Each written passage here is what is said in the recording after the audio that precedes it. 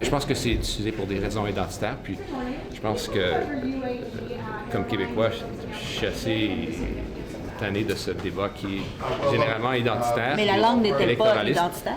Bien, ça l'est, absolument, mais c'est aussi le reflet de notre société. Mark Miller, là, c'est une honte pour tous les Québécois. Je ne sais pas comment il va faire pour se présenter dans une activité culturelle au Québec.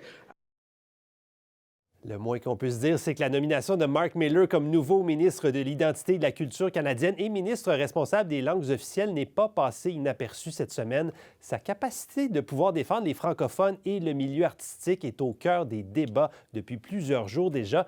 Avec nous pour discuter de tout ça, Carl Bélanger, Amanda Simard et Antonine Iaccarini qui se joignent à nous ce soir. Bonsoir à vous trois. Bonsoir. Bonsoir.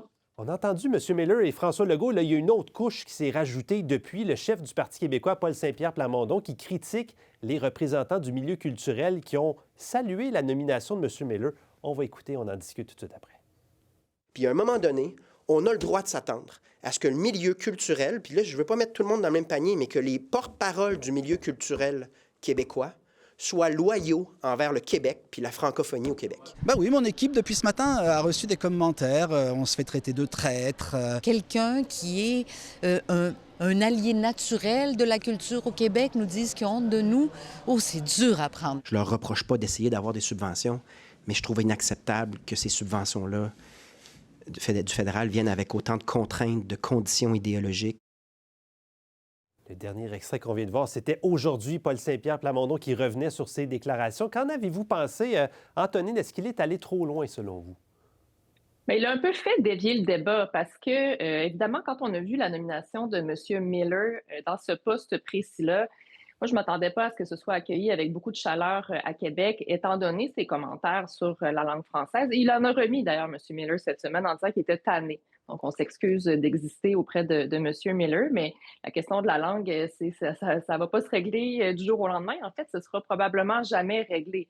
Mais là, ce que Paul Saint-Pierre Plamondon a fait, c'est que finalement, il a complètement fait dévier les choses en utilisant un langage qui était très dur. Il aurait pu être déçu que le milieu culturel ne souligne pas certains enjeux là, qu'on a avec M. Miller, certaines inquiétudes par rapport à sa volonté de défendre le milieu culturel. Mais le choix de mots a fait en sorte que finalement, on ne parle même plus vraiment de M. Miller, on parle de Paul Saint-Pierre Plamondon. Et je précise que cette semaine, il y a eu un très bon sondage, encore une fois, M. Saint-Pierre Plamondon. Je n'ai pas trop compris là, la stratégie du PQ cette semaine là-dessus. C'était peut-être impulsif. La guerre entre le PQ et les artistes, là, c'est un peu ça, ce à quoi on assiste. Amanda, qu'en avez-vous pensé? Oui, alors j'ai trouvé ça vraiment surprenant parce que c'est pas vraiment quelque chose un genre de comportement de Paul Saint-Pierre Plamondon qu'on a vu dans les derniers mois depuis qu'on le connaît. Donc j'ai trouvé ça vraiment surprenant. Et en même temps, j'ai été élue pendant 8 ans et je comprends qu'au début, on a une frustration lorsqu'on voit des groupes ou des individus qui chantent les louanges de un autre élu qui, vraiment, il ne devrait pas vraiment dire des bonnes choses d'eux. Je connais pas exactement la relation entre les deux partis, mais je sais que c'est quand même une courbe d'apprentissage au début de voir ça. Mais c'est une formalité. Lorsqu'un ministre est nommé, la première journée, c'est quand même positif, on le félicite. Et le deuxième jour et les journées qui suivent, on y va fort avec nos demandes et ce qu'on s'attend de ce ministre-là. Mais c'est vraiment juste une formalité au début et c'est très poli. Donc, j'ai trouvé ça vraiment surprenant parce que là, on regarde tout à Paul Saint-Pierre Plamondon et on se demande pourquoi il s'attaque à ce groupe-là. Oui, surtout que jusqu'à nouvel ordre, les artistes, le milieu culturel reçoit encore des subventions du gouvernement fédéral, donc a besoin d'entretenir une certaine relation. Carl? Pas grand monde qui paraît bien dans ce débat-là. À commencer par Mark Miller qui a mis le feu aux poudres. Hein. S'il était contenté de dire que oui, on a travaillé pour renforcer le français au Québec, on n'en serait pas là. François Legault qui va d'insultes très fortes, très puissantes là, contre Mark Miller, alors qu'eux, ils accusaient justement de Magali Picard, entre autres, d'y aller d'insultes trop prononcées. Et Paul Saint-Pierre Plamondon, effectivement, a fait dévier le débat et s'est rendu que... C'est un problème avec Paul Saint-Pierre Plamondon, c'est que si on n'entre pas dans l'orthodoxie péquiste à la PSPP, bien, on devient un ennemi, un traître, un aplat-ventriste. On ne peut pas, du côté du Parti québécois, se mettre à dos les artistes. Là. Si les artistes ne sont pas du côté du Parti québécois, je ne vois pas on va pouvoir retrouver un élan puis gagner un référendum éventuellement. Alors, c'était malhabile de sa part. Il aurait aurait pu s'en prendre à Mark Miller et en rester là plutôt que s'attaquer à d'autres. Oui, justement, là, sur le fond des choses, est-ce que Mark Miller peut faire, selon vous, avancer la cause des francophones au Québec et ailleurs au Canada, compte tenu de son passé, de tout ce qu'il a dit, Antonine? Bien, on sait qu'il a une sensibilité particulière pour les communautés francophones à travers le pays hors Québec. Ça, on doit lui reconnaître. Comme ministre de l'Immigration, il a fait certaines choses aussi qui ont été saluées. Ça semble sincère. Maintenant, pour ce qui est du Québec, bien, d'abord, il dit que la langue, c'est un débat identitaire. Bien sûr, la langue, ça fait partie de l'identité, mais ce qu'il veut dire, ce qu'il sous-entend, c'est que c'est mal. Hein? Il y a quelque chose de sale, là, l'identitaire, le nationalisme. On sent qu'il y a une espèce d'allergie. C'est vrai que le PQ n'a pas le monopole de la culture québécoise, la fierté québécoise, la langue française, mais on sent une espèce de tiédeur. Et quand on veut défendre et promouvoir la langue française, l'apathie et l'indifférence, en fait, ça nuit à la défense et à la promotion et au développement de la langue française. On a besoin de sentir un engagement de tout le monde, et notamment la communauté anglophone montréalaise, et notamment le gouvernement qui est à Ottawa, pour que ça fonctionne. Et M. Miller, il a des croûtes à manger pour nous prouver que ça l'intéresse vraiment. Oui, sur le français au Québec et à l'extérieur du Québec, Amanda, dossier que vous connaissez bien, est-ce que c'est un allié? Je pense que oui, mais je pense que M. Miller n'a pas de filtre et ça, c'est à la fois une qualité et un défaut pour lui comme politicien, mais je pense qu'il aurait pu s'en tenir vraiment à un déclin du français au Québec et je pense que partout à travers le Canada, on aurait également apprécié ça. Il connaît quand même le dossier et tout ça, donc je pense qu'il a l'expérience et c'est un excellent choix, mais je pense qu'à l'avenir, dans ses propos, c'est pas nécessaire de qualifier chaque réponse avec des détails. Je pense que c'est vraiment... on ne peut pas commencer une guerre. On peut la commencer, mais c'est pas une guerre qu'on va gagner, surtout quand on parle de ce sujet-là. Et vous l'avez dit, il n'a pas la langue dans sa poche. Il le dit lui-même, il l'admet, M. Miller, Carl. Oui, bien, pour les francophones en situation minoritaire, je suis convaincu que Mark Miller va travailler fort sur ce dossier-là. Le problème, c'est que pour lui, au Québec, la minorité qui a besoin d'être défendue, ce sont les anglophones. Et plus souvent qu'à son tour, c'est ce qu'il a fait, c'est son réflexe. D'où sa réaction à sa nomination de dire que je suis tanné des débats. Oui, mais vous êtes tanné des débats, mais sauf que les Québécois, eux, n'ont pas réglé ce problème-là. On en parle encore, on tente encore de protéger la langue à cause du recul qu'il a admis lui-même. Alors, il faudra voir comment il agira devant les avancées là, que tenteront de faire les différents gouvernements, qu'ils soient caquistes ou péquistes prochainement, éventuellement, peut-être. OK. Là, crise au Parti libéral du Québec. Le chef Pablo Rodriguez, cette semaine, qui a expulsé la députée Marois Risky. Là, on apprend ce soir qu'il y a une autre députée, Sona Lacoyane-Olivier, qui est exclue du caucus, elle aussi, parce qu'il y a une enquête de la commissaire à l'éthique. Et là, on apprend dans le Journal de Montréal qu'il y a d'autres textos qui nous apprennent qu'il y aurait un système de prête-nom qui aurait été utilisé dans la dernière course à la direction du parti. Là, je vais vous montrer un tableau. Vous faisiez référence au sondage de cette semaine, Antonine. Regardez ça, Parti libéral en chute de 6 points, sondage léger, on est à 21 % et c'est le PQ qui reprend tous ces votes-là. Ma question pour vous, Antonine, est-ce que Pablo Rodriguez peut se sortir de cette crise-là qui dure depuis déjà 2 semaines? Là?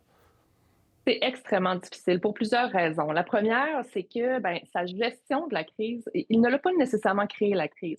Il nous manque beaucoup de morceaux du casse-tête, donc on ne sait pas exactement ce qui s'est passé pendant sa course à la direction, le financement, le lien avec le congédiement de sa directrice de cabinet et la chicane avec Marois Risky. Il nous manque encore beaucoup d'éléments que Mme Risky a entre ses mains et on aimerait bien qu'elle s'explique pour qu'on puisse éclaircir tout ça. Donc, il n'a pas nécessairement créé cette crise-là, M. Rodriguez, mais les gens ne sont pas impressionnés par sa gestion de la crise. Évidemment, il y a un supplice de la goutte. C'est pas facile de se défendre quand on ne sait pas d'où vont venir les coups, quand on se défend contre des fantômes du passé également. Mais pour M. Rodriguez, cette crise-là, c'est comme des sables mouvants. C'est extrêmement difficile de se sortir de ça. Et quand on voit un peu les actions qui ont été opposées par le chef du Parti libéral depuis le début de cette crise-là, ça ne donne pas vraiment espoir. En tout cas, si j'étais militante libérale ou députée libérale, je commencerais à me poser des questions sur sa capacité à se sortir de cette crise-là. Il y a le collègue Sébastien Bovet qui disait que c'est comme une espèce de calendrier de l'Avent au Parti libéral. À tous les jours, on ouvre une porte et il y a une mauvaise surprise qui sort du calendrier. Amanda? Oui, alors je pense que le plus important pour M. Rodriguez dans toute cette affaire, c'est d'avoir l'appui du caucus, la solidarité et des membres. Parce que moi, je l'ai vécu en 2018. J'étais candidate avec le Parti progressiste conservateur de l'Ontario. On faisait très, très bien dans les sondages. On allait former le prochain gouvernement en juin 2018. Et en janvier 2018, à moins de 6 mois avant l'élection, il y avait des allégations d'inconduite sexuelle contre notre chef, Patrick Brown, qui était non fondée, finalement. Mais le caucus a décidé, a mis de la pression qu'il ne voulait plus avoir ce chef-là. On ne pouvait pas prendre le risque d'avoir cette réputation-là durant toute une campagne. Donc, on a décidé de retourner dans une course à la chefferie. Et en l'espace de 6 semaines, la course à la chefferie a duré 6 semaines. Et on était arrivé avec Doug Ford, qui est maintenant le premier ministre de l'Ontario, mais il y avait cette réticence-là au risque de vraiment avoir quelqu'un qui peut avoir une bonne réputation. Mais c'est l'importance du caucus ici et des membres. Donc, tant que les gens sont derrière lui, ça va bien. Exactement. OK. Carl? Scoop, les gens ne sont pas derrière lui au sein du Parti libéral. Fatima Oudou-Pépin, qui était une députée libérale pendant 20 ans, a demandé sa démission, dit que c'était la seule chose qui restait à faire.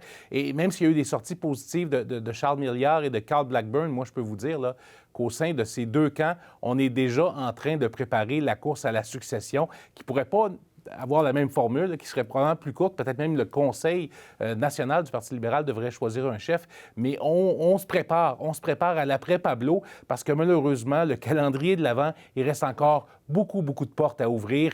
Et je ne suis pas sûr que Pablo pourra rester jusqu'à Noël. Oui, et là, c'est qu'il y a les élections aussi dans ce fameux calendrier l'année prochaine. Là, on s'arrête pour un petit instant. Au retour, on parle de souveraineté en Alberta.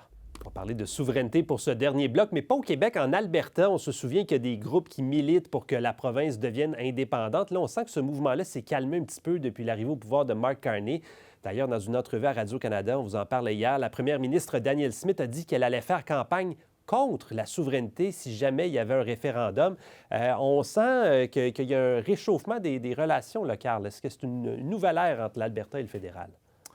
Bien, c'est le problème quand on joue avec le feu. C'est qu'elle a mis le feu, Danielle Smith, et le mouvement séparatiste a pris de l'ampleur parce qu'elle a créé les conditions pour que ça prenne de l'ampleur.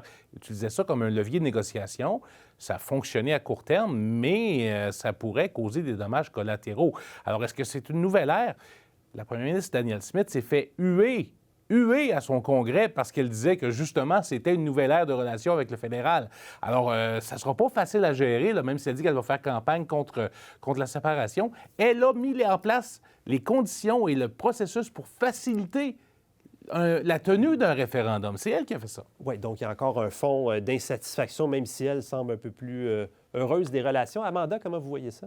Oui, alors on parlait la semaine dernière de calcul politique de M. Carney avec toute cette entente et je pense on peut se demander si c'était ça l'objectif d'avoir Danielle Smith de notre côté et même si ça n'a pas des répercussions en Alberta, la relation entre l'Alberta et le fédéral n'est pas seulement une affaire de l'Alberta. Je pense que dans l'Est du Canada, au Québec, en Ontario, dans les Maritimes, on veut voir une bonne relation avec l'Alberta. Et donc, c'est M. Carney qui peut prendre le crédit d'avoir tendu la main à Danielle Smith et essayer d'améliorer les relations. Donc, il va certainement gagner des points avec ça. Antonine? Bien, clairement, M. Carney a réussi à apaiser Mme Smith. Ça apaisera pas nécessairement tout le monde en Alberta, c'est sûr, mais effectivement, de voir la première ministre laisser tomber son levier de négociation qu'elle brandissait là, depuis plusieurs mois et même un peu plus, on constate que l'époque de Justin Trudeau est bien révolue et oui, qu'on est entré dans une nouvelle ère. Maintenant, c'est drôle parce que je vais faire un lien entre les 3 sujets dont on a parlé ce soir, cette semaine, dans les chaumières dans lesquelles on s'intéresse beaucoup à la politique. Il y avait quand même pas mal de Québécois qui commençaient à se demander si Mark Carney était la personne pour qui ils croyaient avoir voté pendant la campagne électorale, et notamment du point de vue environnemental. Cette conférence de presse et cette entente là, qui a été annoncée entre M. Carney et Mme Smith, ça a fait sourciller quand même et ça a mené à la démission au départ de Stephen Guilbeault. Et ça met un certain scepticisme quand même. Les gens laissent encore le bénéfice du doute à M. Carney, mais au Québec, le Québec a envoyé un grand contingent de députés libéraux et le Bloc québécois voulait capitaliser sur ça. Et là, ben, on a eu finalement cette nomination de M. Miller. Le PQ a dévié le débat sur complètement autre chose et ça a donné une espèce de bouffée d'oxygène finalement à cette question-là. On n'en a plus trop entendu parler. M. Guilbeault est tombé dans l'oubli assez rapidement et ça a donné aussi une bouffée d'oxygène à M. Rodriguez qui a eu une journée de pause dans tout ça. Donc, la question environnementale a été encore une fois, je trouve, cette semaine éludée très, très rapidement alors qu'on recommençait un peu à en reparler. C'est tellement un sujet qui a été mis sur une tablette depuis le retour de M. Trump à la Maison-Blanche. C'est difficile, on dirait, de revenir avec ces priorités-là dans l'espace public. Oui, comme quoi on change de poste rapidement quand il y a autre chose qui arrive dans le monde politique. Carl, Amanda, Antonine, merci beaucoup à vous trois. Bonne semaine. Merci. Merci. Au revoir.